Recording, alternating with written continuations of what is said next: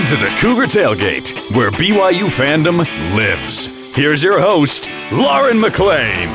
What's up, friends? Lauren McLean here with Cleon Wall, and we're doing what we do best, talking all things BYU Cougars. Here's what we have coming up on the show today. BYU Women's Golf's Allysha Mateo chats with us about her spring season and what it's like going from sunny Hawaii to snowy Utah. Plus, women's basketball's head coach Amber Whiting joins us to talk about the highs and lows of her first season at the helm and where they go from here. But first, both the men's and women's teams have one more regular season game before the WCC tournament time. What's the importance of this final game in the Marriott Center? Cleon, real quick, we've been buried knee-deep in snow this week. What did you do for your snow day activities? I didn't go sledding, nor did I go skiing. Okay. I did shoveling and more shoveling and even more shoveling. Oh, but I did get out of coming to work, so I got to work from home one day. That was exciting. Yeah, man, I sound boring.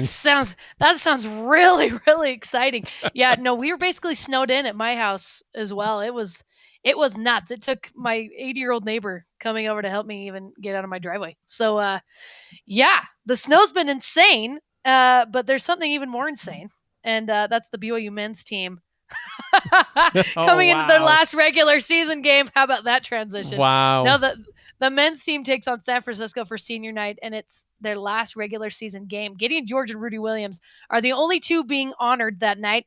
What impact, Cleon, have they had on this year's Cougar squad, in your opinion? You know, I've always liked Gideon because he's a hustle guy. I love his story, too, coming from Africa to play JC ball to coming to play at BYU. He's a hustle guy. He's a glue guy. He's a guy you want on your team because he's going to give you everything. He's never going to be the main option on offense. He just doesn't quite have that skill set yet, but he's a guy you can always rely on. So I love Gideon George. It will be sad to see him leave. I got to talk to Rudy Williams for our radio pregame show for Saturday. He's truly a pleasure to talk to, and he's quite the competitor. I've watched him in practice enough times that he likes calling guys out and he likes talking smack. But, the one thing I'll say about Rudy is he took going to the bench well, and he's been valuable for them there. I'm going to miss him because he's the one guy who can break down players off the dribble, and I wish we had one more season with him. I agree. Rudy's been fantastic off the bench for BYU, and he really does have a great attitude and a great personality. He's the guy you can count on to make the play when you need it. He knows how to drive to the basket and make plays on his own, and I feel like that is actually one of the things that the team has been lacking more of for this season. He was a great pickup out of Coastal Carolina for the Cougars. Gideon George, he's been a little less consistent offensively lately, but he's been a staple on the team for the last couple of years. He brings energy, like you said, great athleticism, and I just love what he's done off the court with his foundation and just a great representative of Brigham Young University and everything he does, even not being a member of the church. So I wish those two the best of luck. I hope they can finish out this season really strong. Cleon, what would you like to see, speaking of, out of this game against San Francisco, preparing for the WCC tournament? I think first and foremost, Lauren, I just want to see a win in any form or fashion. They've been on a losing streak, and it feels like they just can't get out of the way of themselves or the good teams they're playing. So anything positive going to the WCC tournament. A blowout victory would be nice just because it's a guaranteed win. On the other hand, will that really be good for them going into the WCC tourney? I think they need to face a little adversity and then get the win. To show that they can win when there's pressure involved, because they've had a problem with that so far this season. I know that sounds a little bit weird. I know you want them to get a victory, but maybe it would help their psyche to know that they face that adversity and they got to win, and they're like, hey, we can do this again. San Francisco's not going to be a pushover. They're not the bullies of the conference, but they're pretty good. I think more than anything, I just want to see the team win for Rudy and Gideon so they can end their Marriott Center career with a victory. I agree with you. San Francisco isn't that great of a team. BYU's in 7th place while the Dons are in 5th. But they're just a game apart. BYU lost to San Francisco by 8 the first time around. BYU just needs to prove they can beat this team handily, in my opinion, before it's grind time in the WCC tournament. They have had a lot of adversity already this season, in my opinion. They've had every different type of scenario, but you're right. They have not been able to close out games. So I think for this last game before heading into the tourney, let's win it. Let's win it handily and prove you can do that and beat any team, which they have. They just, oh man, it's just a crazy team, Cleon. I don't even know where you begin and end with this team because they've been all over the place this season. But yeah, I would love for the seniors to get one last win in the Marriott Center. The women's team takes on top seeded Gonzaga at home. Does this team need to beat Gonzaga to have enough firepower going into the WCC? Yes, I think. I don't know. This is an interesting team because the top two teams are very clear. It's Portland and it's Gonzaga. Those are your top two teams right there. It would really help. Again, if we're talking about psyche, it would really help BYU psyche if they could beat Gonzaga going into the West Coast Conference Tournament, showing, you know what, we're pretty good too. I think, though, if they're going to do that, they're going to have to ugly the game up against the Zags. They're going to have to play tough defense against them. They might need to slow it down. Right now, they only have a 7 to 8 person rotation for the women's team. And they need to find someone who can score outside of Lauren Gustin consistently because she's going to be double-teamed the entire game. This might be an ugly one where it's in the 40s or 50s, but if they can do that and pull out the victory, that's got to help you, going into that WCC tournament thinking, you know what, I think we can win this thing. What's crazy about Lauren Gustin is every team knows that she's the main scorer and she's the main rebounder, and yet every game, she's the main scorer and she's the main rebounder. That girl is just so tough. But yeah, BYU lost by 9 to Gonzaga back in December 17th. And Cleon, it's kind of like you said about the men's team. This is how I feel with the women's team. I don't think they need to beat them. In all honesty, I'd like to see them just hang in there until the final buzzer, make it a close game. Even if they lose a close game to the Zags, I think they can use that fuel to make a great run in the tournament. For some reason, there's something about getting that win in the regular season, and then I don't want Gonzaga to have that fuel. You know what I mean? You don't want Gonzaga to have that fuel in the WCC tournament. So you'd rather BYU be on that side, get a really close game, and then just hand it to them come WCC tournament time. So it's an exciting time for both teams. I love the tournament. I love the WCC tournament, NCAA tournament. So we'll see what happens. As BYU women's basketball season is coming to an end, we invited head coach Amber Whiting into the studio to share her thoughts on her very first season as head basketball coach. Before the season started, we interviewed you for another podcast from BYU Radio called She Got Game, and we talked about getting this job, preparing for the season, and now you're near the end of year one. What's this first season been like for you, if you can kind of put it in a nutshell? At the first, I felt like I was drinking from a fire hose, like it was just a lot. But then you start getting into a rhythm of how you game prep, how the girls play, and learning each other. And then we went on I think it was 7-game win streak, right? And I felt like the girls in that point in time, like we really learned a lot about each other and came together in a lot of hard moments during games. And then as of late, we've been more inconsistent. And I feel like a lot of that is like the grind of the season as far as, wear and tear on their bodies or, the mental side of it, playing so many minutes and whatnot. And so I'm just trying to make sure that we stayed locked in, and we finished strong because that's more important. They've worked so hard since June 1st, right? And so I don't want them to fall short of what their goals are. And so that's just where we're trying to stay right now in the mindset. What do you think you've learned about yourself in this first season? You have coached before. It's not like you've never coached, but this is your first time coaching, college basketball. What do you think you've learned about yourself and also about the process of being a college basketball coach? Trust my gut. Like I can't, there's a lot of times where, there's media, there's noise, there's everything out there. And I just I've learned to trust myself and trust my instincts because sometimes they're good, but if they're not, then it's me at the end of the day who has to answer for it. And if I try and rely on somebody else or something that's going on, then I'm always going to be, wanting that moment back. I wish I could have changed this or I wish I could change this. If I would just trust myself, then if it goes wrong, then it is on me and I can at least look in the mirror and answer to myself. I love that. That makes sense. You mentioned that there's been a lot of up and downs this season. You had a 7-game winning streak and then it's been a little inconsistent. But what's been your favorite part about this season so far? Going to battle with the ladies that I have. Like they give me 110%, and when they don't, or when they're too tired, or when they're like, they aren't trying to miss shots. They aren't trying to throw the ball away. And so just being able to go to battle every single day with them. And they're the type of women that have really bought into what I want as a culture, even as of late. Changing little things like our study hall habits and things that I want done in practice, or, the effort and energy that I want. They just really buy into it, and they give you everything that they have. And so that's been my favorite part of getting to know them and just being able to coach these type of women. Well, other than talking to us, what's been the most difficult part about the season? Non-sleep. Oh, no. Oh, man.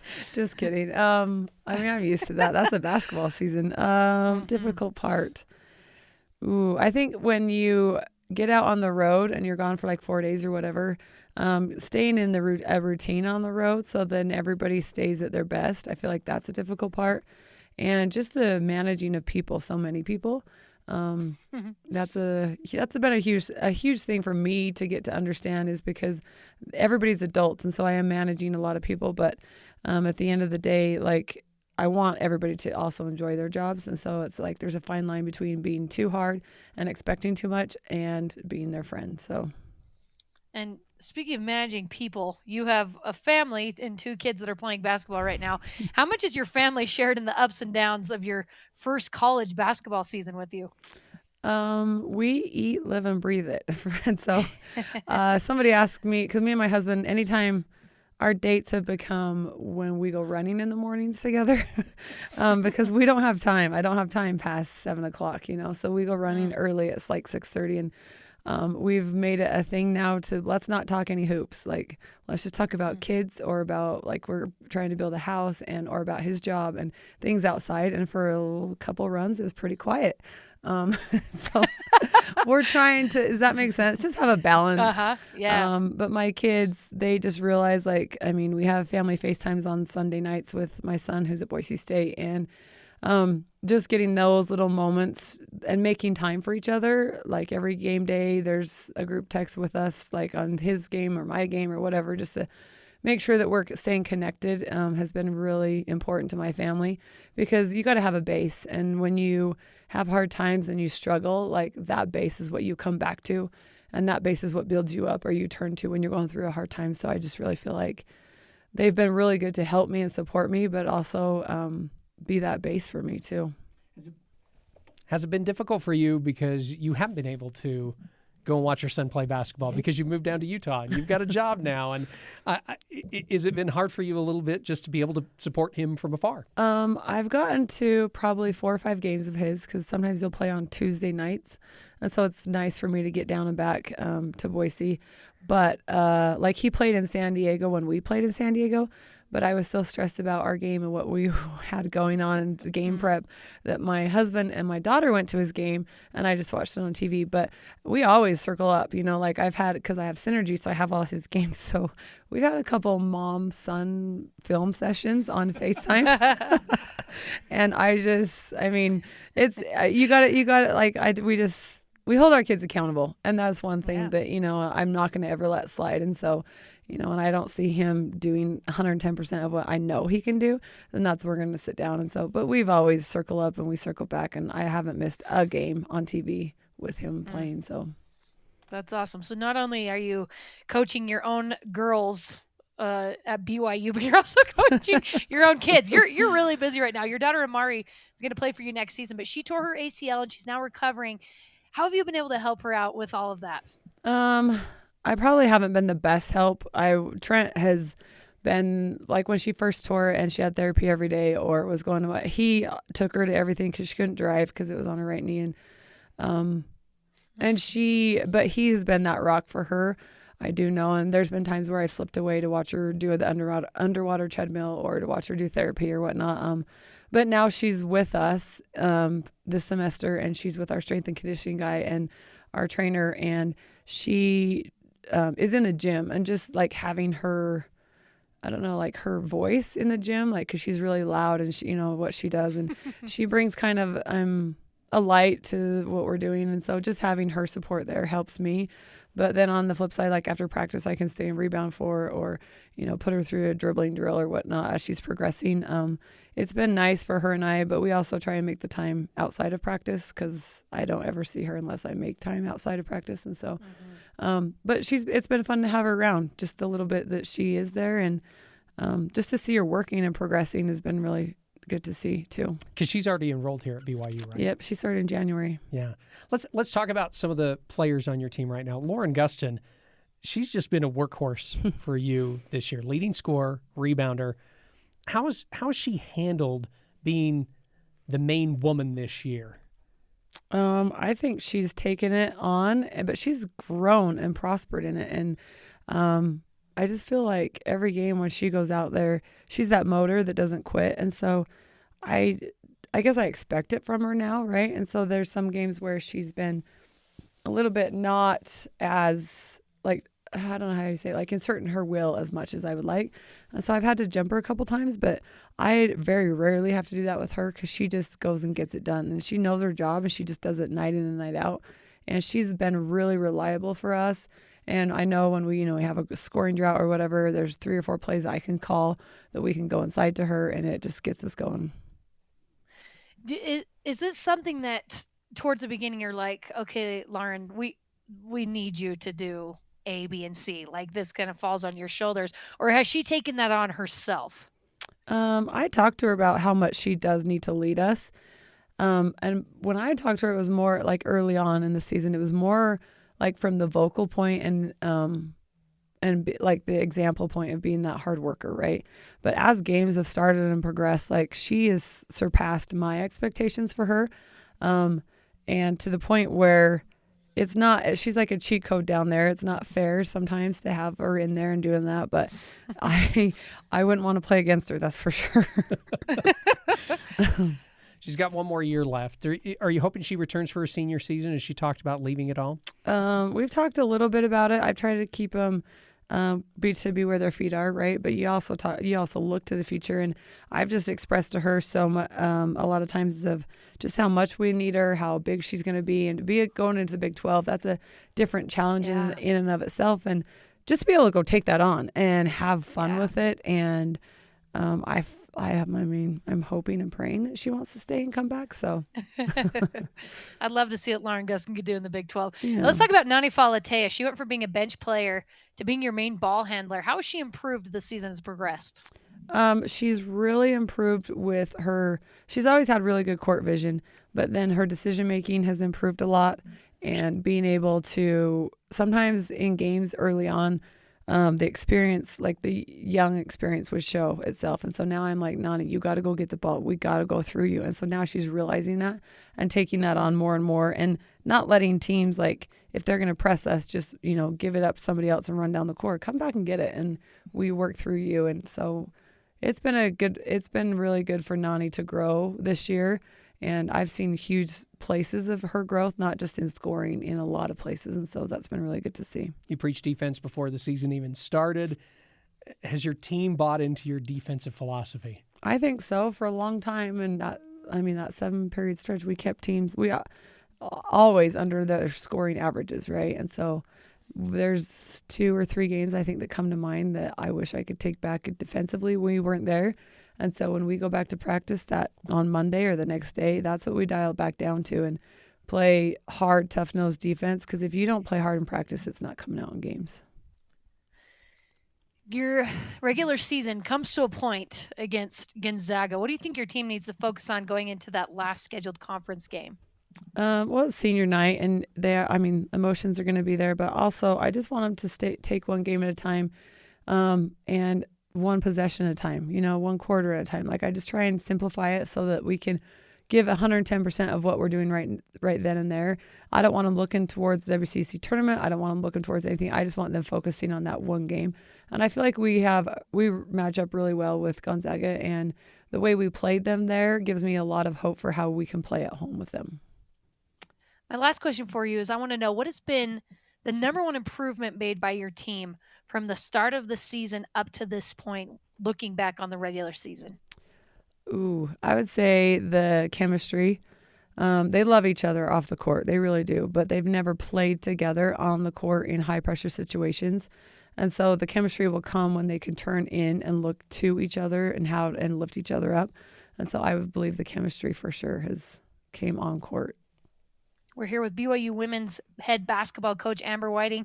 Coach, thank you so much for taking the time. I know you got a really, really busy schedule. So good luck on the rest of the season and heading into the tournament. Thank you so much. Coming up, women's golf's Allysha Mateo joins us to chat about the spring season and where to practice golf where there is literally 4 feet of snow outside. This is Cougar Tailgate.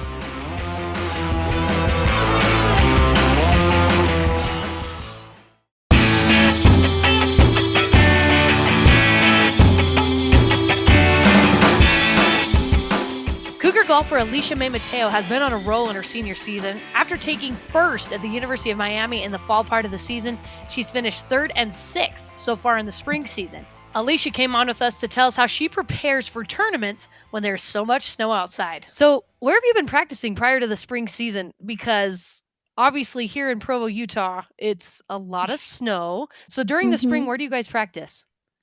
Yeah, so every weekend we go down to St. George. So we leave Friday morning, early Friday morning, come back Saturday night. MLK weekend, we went to Vegas from Friday to Monday. So that was nice. And then we practice in the IPF 2 days a week, the indoor practice facility, as most people know. And then the other 2 days we practice out at Fox Hollow. We were very fortunate to have an indoor practice facility over there. So I'm curious, being from Honolulu, Hawaii, what made you want to come to BYU specifically? Yeah, that's a good question. Growing up, I'm not a member of the church, so I had no idea that outside of BYU Hawaii, there was another BYU. But there were 2 players, golfers from Hawaii, about 3-4 years older than me, Spencer Dunaway and Rose Huang. They both committed to BYU when I was, I believe, a freshman. And I knew they were really great players, really great people, very smart. So I knew that they would go to a good school. And once they committed there, I was like, hey, I got to look at BYU. Like, how are they attracting Rose and Spencer? So I guess them committing to BYU was my first exposure to the school. And then after doing some research, seeing how amazing the program was and the academics, specifically the business school, that's what really, I guess, propelled me to look more and to talk to Coach Carey. But did you ever think to yourself, wait, why do I want to go there? I mean, and here's what I mean by that. As I said, it's beautiful in Honolulu. You can golf year round there. When you come to Provo, I mean, you're coming and the mountains are beautiful, and you're probably coming in the spring and summer and you're like, yeah, it's really nice here. And then the snow falls and you're like, maybe I don't want to be here, especially this winter for how cold it is. So did you ever have like second thoughts like, maybe I shouldn't have come here just because, yikes, it's cold? No, honestly, like you said, growing up year round, it's sun, beautiful all the time. So getting to experience winter was really exciting for me. My freshman year, 2018, 2019, that winter, I think was like one of the coldest. That was when like it snowed in Hawaii, like on Maui. So like it was crazy all over the world. But after that, like the 3 years in between was not bad. So I think I did okay with the winter. Well, throughout your career, what do you feel like has been the key to being a successful golfer? What have you figured out during your collegiate career? Yeah, that's a great question. I think for me at least, the biggest thing that helped me push past and get better was kind of the confidence aspect of it, knowing that I am good enough and that I am able to play well, and just reaffirm with yourself that you are good. And even if you do have a bad day, like it's just a bad day, you're able to fight back. So I think the biggest thing was the mental hurdle. And I think that's something that obviously all athletes and all golfers especially can work on. I mean, golf is such a mental game. You're out there, at least for us, from sun up till sundown to play 36 holes.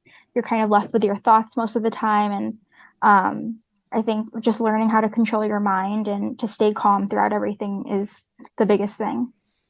You seem to have controlled your mind back in 2021. You were the WCC Women's Golfer of the Year. How does that accolade compare with when you finish like first in a tournament, like you did in Miami? Yeah, I think going into that season, one of my goals was to be player of the year, and to be able to achieve that was really fun. And I honestly didn't think that I was gonna do it. Coach was like, I think you're gonna be player of the year, and I was like, I don't know. But yeah, that was really exciting. But I think to win, especially after having the worst tournament of my career at BYU, that was something different. That was a lot more exciting, knowing that I was able to battle back after being at such a low point in how I was playing.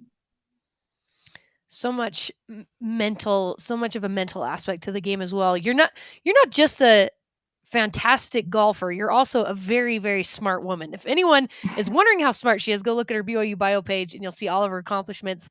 You're currently working on your master's degree in business. Is that right? In accounting, yeah. In accounting. So what's that like being an athlete and then also working on your master's degree at the same time? Yeah, it honestly in this period of getting my master's, is a lot easier than when I was in the junior core of the accounting program at BYU. I don't know if most people know, but BYU's accounting program always goes from like second to third in the nation year after year. And that junior year is the worst thing ever. So after being able to get through that, it's not so hard.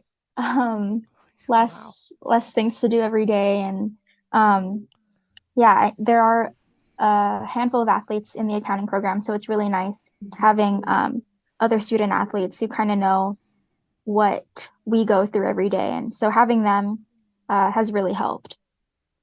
What are your golfing ambitions after you graduate? Or maybe I should say, what are your business ambitions after you graduate? Are you hoping to meld them into one, or are you hoping to turn pro and play some pro golf for a little while?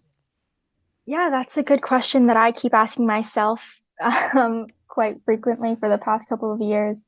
In the beginning, I really was adamant that I was not going to play professional golf. It just wasn't for me, not the lifestyle I wanted. But I don't know. I think as of now, I might pursue Q school and try to make it on tour, see how that goes. But at this point, I do have an offer to work at a accounting advisory consulting firm starting in late August. So that's kind of the plan as of now. I have one quick final question for you, Allysha. You mentioned how you weren't sure that professional golf was the lifestyle that you wanted. Mm-hmm. Why do you say that? Because some people might say, I'd love to be a professional golfer. I'd love to play the sport that I love so much, but you're really putting some time and thought into this, and you're trying to figure out, well, what is it that I really want? Yeah. I think having seen quite a bunch of people go through that professional route, try to make it on tour, that's not something that you see growing up. It's not something that you imagine what being a professional is like. People don't really understand the level of dedication, time, and money it takes to make it on tour. I mean, a lot of these girls out on the Epson tour and other tours, they spend more than, I think, 3/4 of the year on the road. They drive to every tournament. You spend a lot of money on hotels, just entering into the tournaments, and all your other costs on top of that. So yeah, just being able to see what other women have gone through and trying to make it on tour, it just gave me a different perspective. And so yeah, I don't know if that answers your question, but just taking all my options and all the things into consideration, Absolutely. I think that's a lot of things that none of us would think about because we haven't experienced that before or seen anybody experience it. So absolutely makes sense. We're here with senior Allysha Mae Mateo from the women's golf team. Allysha, thank you so much for coming on with us. We're super excited for you to continue your success in the spring season. Yeah, thanks so much. Thanks for having me, guys. And that does it for us today. Thanks again to Amber Whiting and Allysha Mateo for coming on the show with us. You can join the Cougar Tailgate wherever you get your podcasts, on Apple, TuneIn, Stitcher, Spotify, or on BYURadio.org. Cougar Tailgate is a production of BYU Radio.